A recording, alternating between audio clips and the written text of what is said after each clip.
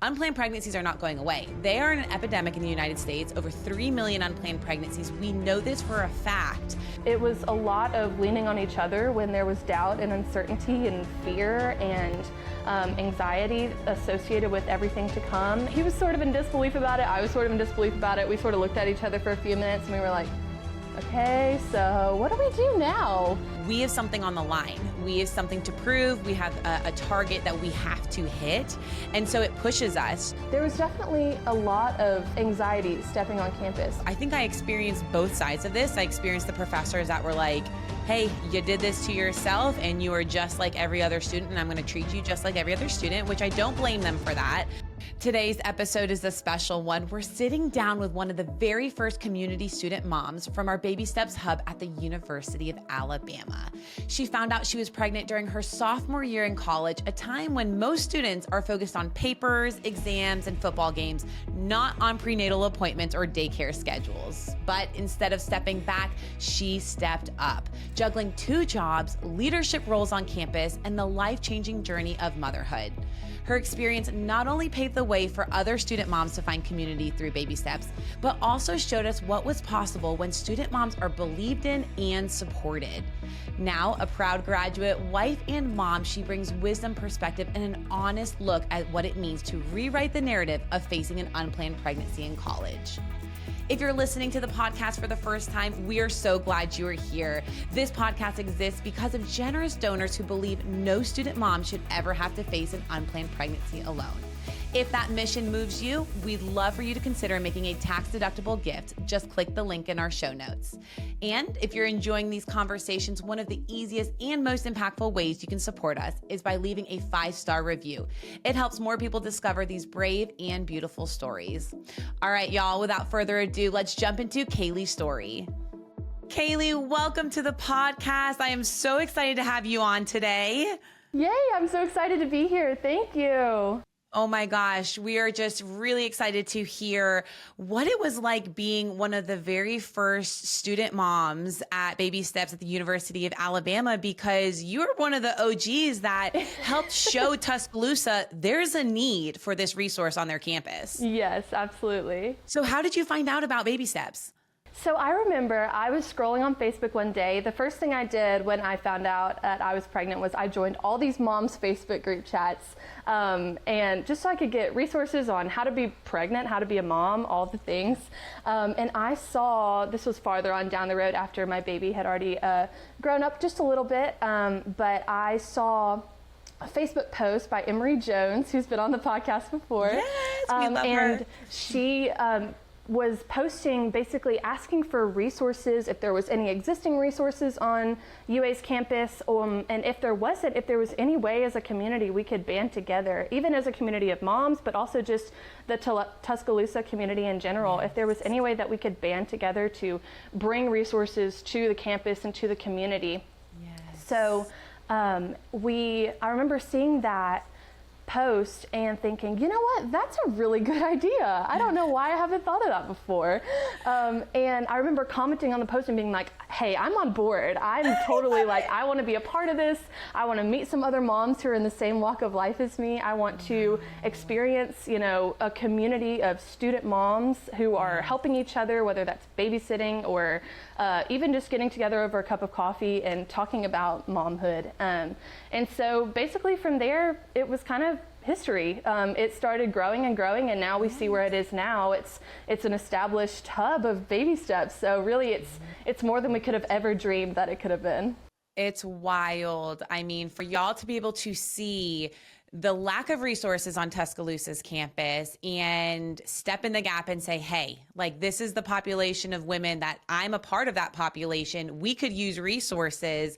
And then to watch Tuscaloosa rally around the student moms and say, we want a hub here on our campus for our student moms. And now y'all have a house that is currently housing women and their tiny trunks is what we call them over in Tuscaloosa. So wild. We are so excited to have watched that hub really blossom. So take our listeners back. How old were you when you found out you were pregnant? So I always say I wasn't quite 20 yet. It was 2 days before my birthday. So I was still 19 when I found out. 2 Yes. days before your birthday. So were you thinking, I want to find out before I'm 20, or what did that process look like for you? I just couldn't even imagine. I remember I had this huge birthday celebration planned. My boyfriend at the time, he had planned it. It was a big surprise party, though he's not very good at surprises, so I kind of knew all about it. But he had this big party planned on the day of my birthday, and I remember finding out a couple of days before and being like, oh my gosh, how are we going to have my party? Right. Like, I want to tell all my friends. I want to, I don't want to keep this secret from them. How am I not going to tell them? But I remember I was still excited about my birthday, to say the least. Yes. So how did you end up finding out you were pregnant? Did you just miss a period and you were like, okay, something's up? So I did miss a period, and actually I thought that something else was going on. I thought that I had some sort of infection or something, and I remember I made an appointment at the Student Health Center at Alabama, and they brought me in and they ran all the tests, including a pregnancy test, of course. And I was like, oh, there's no way I'm pregnant. Like, there's no way possible. But then the nurses came in and she showed me the test. And it wasn't just a positive test. She was a dye stealer. Like, it was like as dark as the line could have been. Oh and I just remember sitting there, I was like, oh my gosh. Were you by yourself? I was by myself. Yeah, it was just me and the nurse. That's how I found out. Word. Yeah, my boyfriend was actually at home sick with the flu. So yeah, I was doing it on my own. So who's the first person you call? How do you start, number one, processing all of this by yourself, and then figure out what the next steps are for you? Yes, so processing definitely took a good bit of time. I remember I came back to my apartment where my boyfriend was sitting in the bed taking a nap because he was so sick, and he was the first person that I told.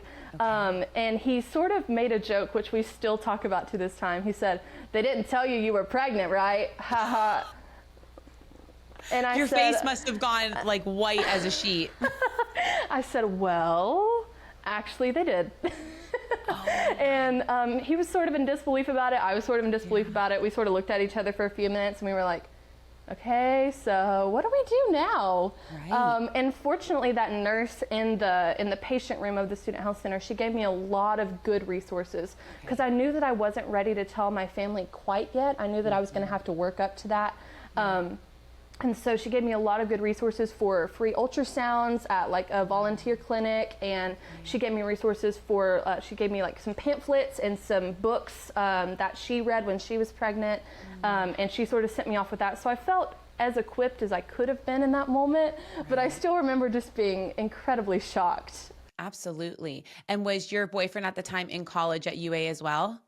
Yes, it was actually, that was his final semester. He ended up dropping out and pursuing blue-collar job. He's now a plumber. Okay. So, yes, so college wasn't exactly for him. That's all I've got to say. Yes. Real good money.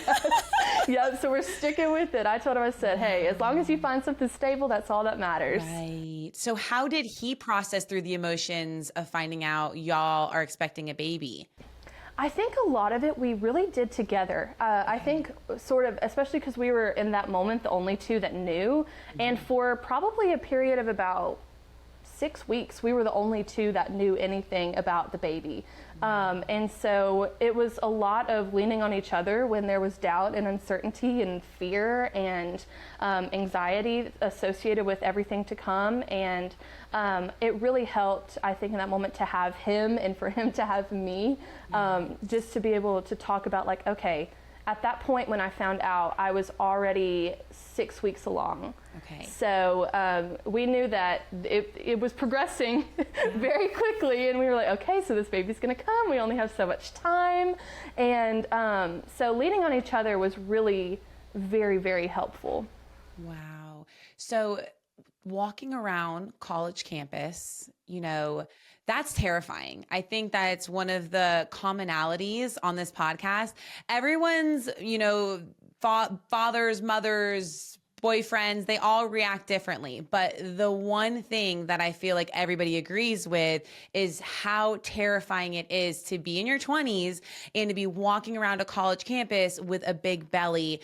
Did you feel that same kind of judgment and fear on campus? I absolutely did. I remember I first started showing probably around April, so the end of second semester. And I remember walking into my classes, studying for finals and things like that, and being like, oh my gosh, everybody can see my stomach right now. And on top of that, the specific college that I was in at Alabama, it's so small that the classes are practically like cohorts. There's like a set amount of courses that you take each semester, and you sort of move with the same people throughout everything. Now, it's not an established cohort, but that's sort of what it feels like. And so all of these people that I had been in classes with for the past year and a half, they were seeing me get more and more pregnant. And some of them I was closer with, so I was able to, at that point in time, like, confide in them and be like, hey, yeah, I know you see my stomach, I'm pregnant. But at the same time, there were a lot of people in my class that I wasn't as close with, so they had no idea. They just saw my stomach growing and I guess had to assume. But there was definitely a lot of anxiety stepping on campus. But I remember there was one time I was walking across the quad and I saw another girl. I had never seen her before in my life. I didn't know her as a part of Baby Steps or anything, but she herself was pregnant and I was pregnant too. What? And I was like, oh my gosh, there's more of me. Friend, hi, stop. Yeah, I was like, hey, really quick. Can we be friends, please? Yeah. Wow, did you end up meeting her? I did, yeah. We stayed in touch a little bit, but she ended up leaving college, and because this was a time where there was not as many resources. This was before Baby Steps and Emory Posted and everything.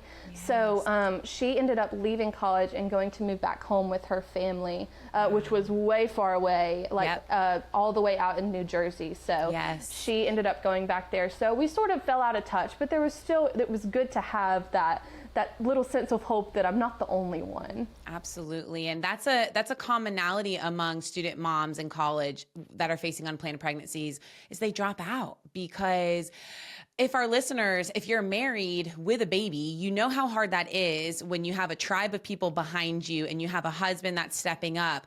But imagine going to an out-of-state university where you have no family support, and sometimes they don't even have the support of the father of the baby. And it's just overwhelming, beyond overwhelming. And I know your story's a little different. I mean, you had a tribe of people supporting you. Talk to us about that. I did, yes. I was very, very lucky in that sense. All of my friends, once they found out, they basically adopted her as their own. They became aunts and uncles, and to this day, she's almost 3, and they still come to every birthday party. They still babysit. They come and hang out with her if we have to go somewhere, where we're not able to take her with us. So they still, to this day, love and support her. And on top of that, even in my college, like I mentioned, it was a little bit smaller than the other colleges on campus.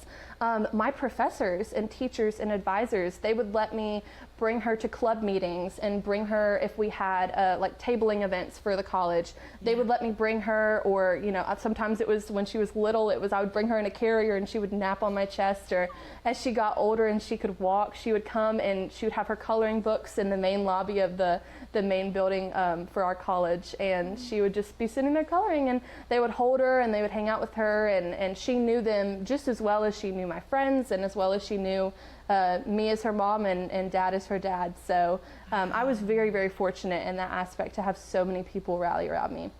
That support system really does make a huge difference. And those professors that are willing to go above and beyond their duties to accommodate student moms, they don't have to. I think I experienced both sides of this. I experienced the professors that were like, hey, you did this to yourself and you are just like every other student, and I'm going to treat you just like every other student, which I don't blame them for that.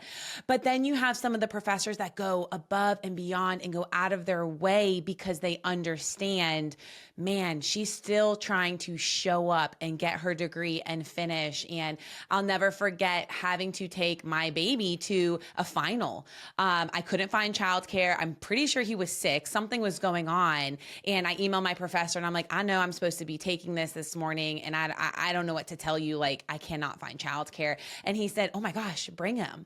And I rolled that little stroller in, and I actually took the final in his office. He was so accommodating. And he sat in the hallway hallway where I could see him with my baby sleeping. And I just knew in that moment, I was just like, I don't think I would have passed this class if that wasn't for that. Exactly. It is such an important piece of my story and other women's story, the professors that want to make a difference and be flexible with us. Exactly. And I remember I had one advisor. I was assigned an advisor as soon as I stepped into my college, and she stuck with me the entire rest of my college career. And I remember it was right the summer after I had her. I had her in July of 22, and we were trying to plan my college courses for the next semester. And I said, I just don't know if I can make it happen. I don't know if I can, find a daycare for her on such short notice right before the school year with enrollment and everything at daycares. I said, I just don't know if I can do it. And I was like, I may just have to go fully online and maybe, that'll work better for me. And I remember that advisor fought for me to get me courses that worked with my schedule, that were fully online, where I still didn't have to go to the online college. I could stay on main campus and visit my classes online, and then all I had to do was sit for one final.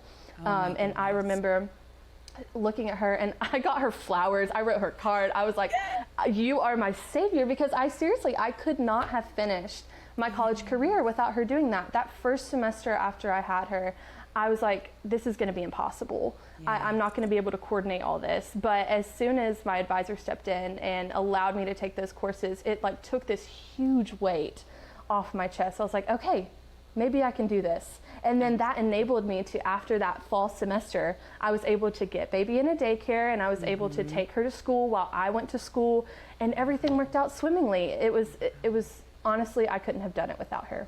Oh my goodness. So how do you end up juggling the responsibilities of being a parent and a college student? I think a glimpse into a day in the life for regular moms compared to a student mom, it's night and day. It is. What was it like juggling it all? Well, I was a little bit of an overachiever, if I'll be honest. On top of being a student and a mom, I also worked 2 jobs because we had to put food on the table somehow. And since my now husband was still working up, becoming a plumber, he wasn't making too much money, and so he was providing as best he could, but you have to put in your time, and he was just starting out. So I was working 2 jobs, and then also, this is the overachieving part, I was president of 2 student organizations, vice president of another, and on the board for 3 other. Oh my gosh, Cayleigh! Wow. It was a lot, but I think it was very rewarding because I was still able to feel like I was achieving something in school. I was making good grades, and I was also giving back to the college that had given me so much at the same time as still being a student and a mom. So it was a lot. I remember there were a lot of days where Dad had to pick her up from school because I had club meetings, or I had different things like tabling events and things like that. And honestly, also our friends, that we would switch the car seat over to their cars while we were on campus in the campus parking lot, and then they would pick her up from school, bring her back to our house. All of them had a key to our house, and they would bring her back home and give her snacks and hang out with her until Mom was able to come home. So I remember every morning started very, very early. We would wake up probably 5:30 or 6, get everything ready for school, go straight to school. I had an 8 a.m. most semesters because there was very few offerings for classes in my college. So I had 8 a.m.s, and then I would stay on campus, study as much as I could, so that's less I have to do when I go home. Right. So I have more time to commit to my family and spending time and maybe relaxing for 20 minutes. Right. A little self-care, like 15, 20 minutes, sneak it in there. Yes. And then I would try and study all day and get as much done as possible, and then pick baby up from school. And then as soon as I would get home from school, it went straight into study, dinner, exams, homework, all the things, and then put baby down for bed and rinse, wash, and repeat. do it again the next morning. So, So how has becoming a mom, especially a student mom, changed the way that you view yourself personally? Because I feel like I had an epiphany moment. Once I was able to look back, I don't think in the moment I felt the way that I now look at myself. But when you look back of getting through all of that, what do you think about yourself? Has that thought process changed?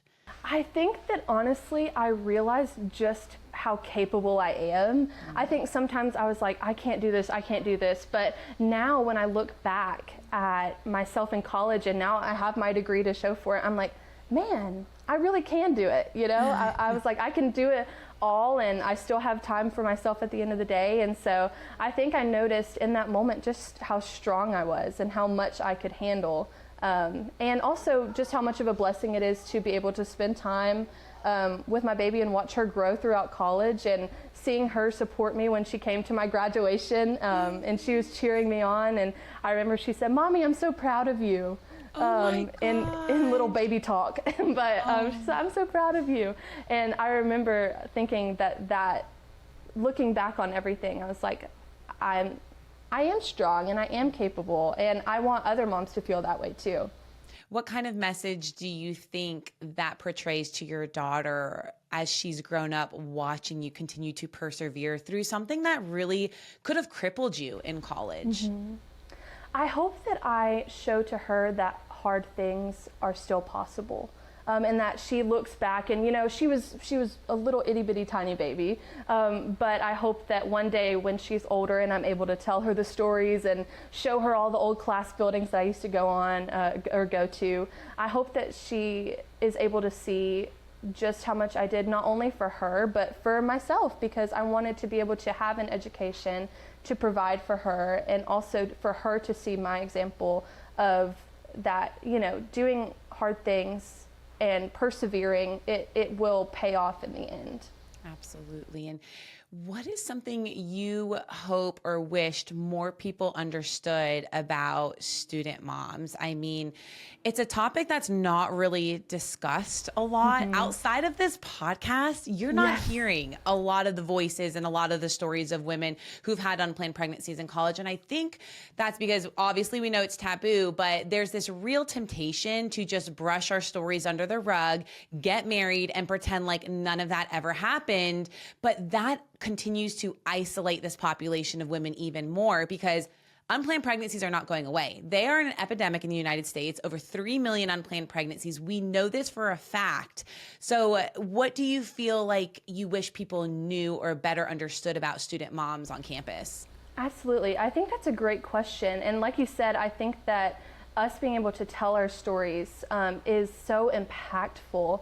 And I wish that more people knew that I wish that they were able to see a pregnant student mom or a mom holding a baby, going to a final on campus just like you did, pushing a stroller and trying to make it happen. I wish that they were still able to see her as strong and capable and smart. And I think that so many people look at student moms, and like you said, there is it's a taboo topic. There's such a stigma around it, but she is just as capable as the other students. She's just as smart as the other students, and showing up is bravery. Showing up is being able to say, hey, I'm here, I'm putting my best foot forward, I'm showing up the same way that you are to this class, to this final. And so I wish that more people were able to see student moms as smart and capable. Exactly. And to go back to statistics, they actually show that if student moms stay in college, they actually do better than their colleagues that don't have children. And it makes sense. We have something on the line. We have something to prove. We have a target that we have to hit. And so it pushes us to get to those classes, turn in all of those assignments, ace all those exams, and finish school efficiently versus kind of floating through those 4 years of college. Exactly. Yeah, there's more motivation to get it done for sure.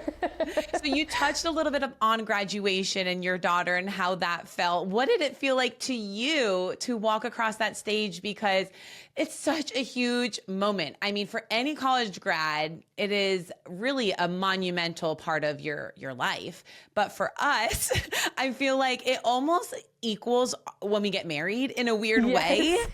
So it sounds so weird to, compare the two, but I literally will vividly remember my wedding for the rest of my life and vividly remember the day that I graduated. So how did you feel on that day? Absolutely. I remember we were lining up. They put all of us in the big football practice center to line up and get ready, and they send us off that way. And I remember sitting there with my friends and looking around and being like, I'm here with them. We all did this thing, and I did this thing just as much as them. And I remember crossing the stage, and it was such a surreal feeling, because I got to the end of the stage, I went and walked away with my friends. We were giggling and laughing like, oh, we did it. But I just remember feeling this weight fall off my shoulders. And I was like, I never have to study for an exam again. I never have to do homework again. I was like, I've done it. It's over. And now I just get to sit back. And a lot of people, I think, they're like, oh, I have to go to work now. But I'm like, I only have to go to work now. Right. I don't have to do any studying, any homework, any exams. I just get to go to work and come home, and that's it. So I just remember it was a very surreal feeling. Absolutely. And even after graduating, I had nightmares of forgetting that I had a final or an exam. I mean, it felt so weird. Like you said, one hat got taken off. We were wearing so many at that time that you were in fight or flight mode. And all of a sudden, my body had to catch up to, okay, like we're focusing on now only a few things instead of the gambit of responsibilities you had when trying to graduate. Exactly. So what are your hopes for the future when it comes to conversations surrounding unplanned pregnancies, and specifically your hopes for baby steps to expand around the nation? Yes, I just can't even voice how much I would love for baby steps to exist at every college campus in the United States. I mean, and beyond, really, because I remember the first day that we did a photo shoot. We went and took pictures with our babies right outside the big mansion. And I remember sitting there with 2 other student moms and their babies, and they were all different ages, but I sat there and I was like, this is the community that I have always hoped for. Since I found out I was pregnant, I wanted to be surrounded by people who saw me and heard me, and that I was able to walk alongside them. And I remember on top of that, once we started having baby steps events, and we would have Christmas parties and Galentine's days and things like that, being able to see familiar faces and friends, and also not have to worry about, oh my goodness, what am I going to do with the baby? Do I have to leave her at home and go hang out with my girlfriends? And not having to, I remember not having to fear bringing Charlotte along with me. I remember being able to walk in, and then the kids, all the baby steps babies, able to hang out with each other. And so I would love for that to exist everywhere. I want every student mom to have that opportunity to be surrounded by other student moms who are in the same walk of life as them. So yeah. That sense of community truly can be life-changing. That ability to surround yourself with other women who are in the trenches with you and they're making it. I can't imagine how that feels. I didn't have that. I think that is one of the driving forces of why I want to see baby steps succeed across the nation, because not having somebody else that I could identify with, or that they could identify why I couldn't go out or why I couldn't join them on all these adventures, it was so incredibly isolating in a time of your life where you're supposed to be surrounded with a lot of other people and experiencing life together. And so I agree with you.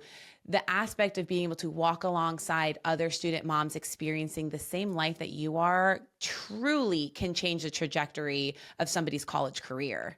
It really, really can. And so I wish that there was a Baby Steps campus everywhere. Me too. And hopefully we will get there. It is our goal to get there and push past all of the stigma and really wake up communities to a very overlooked and isolated population that's living in their backyard. I mean, the fact that you saw another student mom on campus mind-blowing, because when we even poll our normal college students and we ask them, have you ever seen a pregnant student on campus? They all say no, I'd never seen it before. And that's because a lot of these women don't think that they can stay in school, finish their degree, and be a mom at the same time. The odds are very much stacked against them without any type of resource or support. And that is our goal, to change that. Exactly. So if you could go back in time, Cayleigh, and you're looking at yourself, finding out you just have an unplanned pregnancy, you found yourself in an unplanned pregnancy situation, what advice would you say to your younger 19-year-old self in that moment? Oh gosh, I would say so many things. I would love to just tell her all the precious things that motherhood comes with. Being able to look your baby in the eyes and them smile at you for the first time, and them saying, I love you for the first time. And personally, my baby is very affectionate. She loves to give kisses on the cheek out of nowhere. And so that is just, it's the sweetest thing. So I would love to just sit over coffee and just talk with her and fill her in on everything that's going to happen and how much she's going to love it. But if I could give her just one word of advice, I would tell her that it's all worth it. Sticking it out and seeing it through and pursuing your college education at the same time, it is all so worth it. And it will pay you back tenfold. Because I feel like just the luckiest person in the world, just to also have my degree and feel successful in that, right, and now have a career because of my degree that is worthwhile to me and that supports me and my family. But at the same time, just to see her grow and see her support me as well, even in her little tiny baby body, as much as she can, it has really just been the most valuable experience of my life. Oh, Cayleigh, that's such beautiful advice. And I just want to thank you so much for taking the time to share your heart and your journey with our listeners in such Absolutely. a transparent way. I know your story is going to reach many. And to all of our listeners, we thank you for tuning in, and we hope to have you back on our next episode of Unplanned and Untold. Bye-bye. Unplanned and Untold drops new episodes every other Wednesday. We're available on Spotify, Apple Podcasts, and YouTube. Don't forget to subscribe and give us a 5-star review if you love this episode. I'm Caitlin Willing, and this is Unplanned and Untold.